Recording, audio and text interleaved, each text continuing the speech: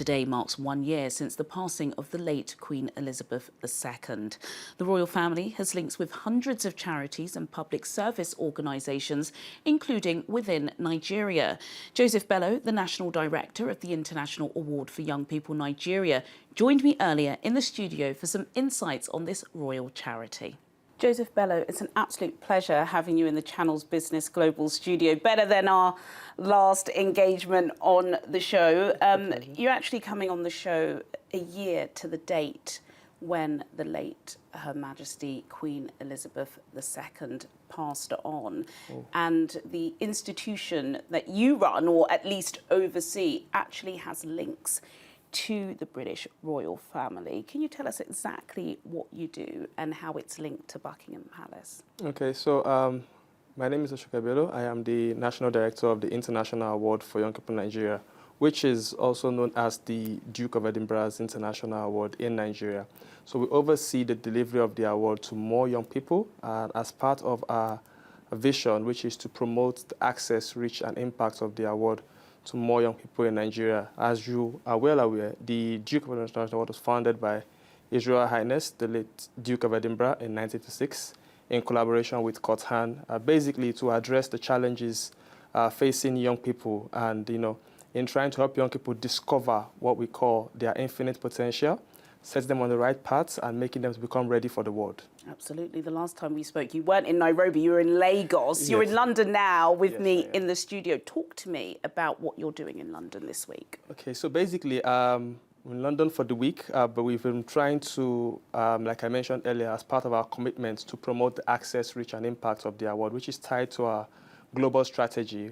I'm in London to basically identify partners that can support us on that road and part of that strategic move to ensuring that more young people in Nigeria, we have a long-term strategy of ensuring that we have over 500,000 young people in Nigeria participating in the award by 2030. And my visits is tied towards that strategic objective and achieving it. Yes, I hope you are successful in achieving the donations that you are seeking. I think for our viewers in the United Kingdom, they would be familiar with the Duke of Edinburgh Award. In fact, my elder sister was a participant of it, although some people would describe it as quite elitist if you're in the UK. You've got to go to certain schools, you've got to be in certain areas, and of course it's very outdoorsy, and we know that a lot of inner city London children just don't have the space or the time to get outdoors.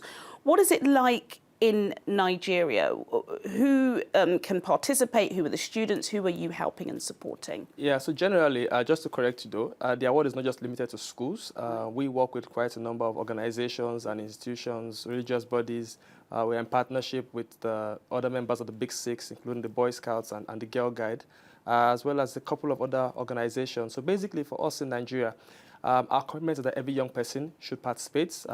Schools happen to be the traditional environment for the award, private schools, and we have quite a number of young people from government schools. Right now, as part of our strategic push, we are working towards extending the award to more young people in government schools.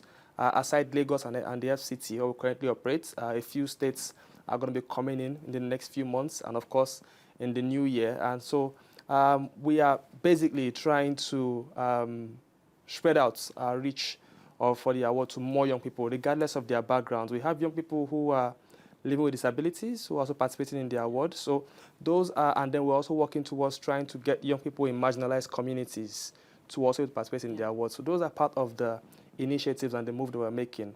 But at the end of the day, the big picture is every young person should be able to participate in the award. Absolutely. I know, as you quite rightly said at the top, that the award was founded by the late Prince Philip, the former Duke of Edinburgh. I know that title has now been passed down to his son, Prince Edward, formerly the Earl of Wessex. I know that he's been to Nigeria. You've been fortunate enough to meet him. Are the students who are participating, the young people, are they aware of the origins of the award? Would they understand what's happening in the UK at the moment with commemorating a year since the Queen has died? Yeah, I believe that young people are eager for opportunities, and that is one thing that the award does, provide young people and expose them to these opportunities. If I could recall, the royal visit that took place in 2020, when His Royal Highness visited Nigeria, he was able to meet and engage with quite a number of young people Also the adult volunteers who support them, who are very key to the young people achieving the award. And I think he was inspired by the various testimonies of young people who have participated in the award, and also the feedback that they gave of their engagement in the award and the impact, that the award has had on their lives. And I'm also looking forward to, probably in the next few years, another visits. Few years or few months. We will rule that out, so okay. definitely. Yeah. Well, great. Just finally, Joseph, of course, we know there is a lot of frustration, a lot of fatigue among African youth, not just Nigerian youth, in fact, youth everywhere. They're sick of talking about opportunities tomorrow. They wanted opportunities yesterday.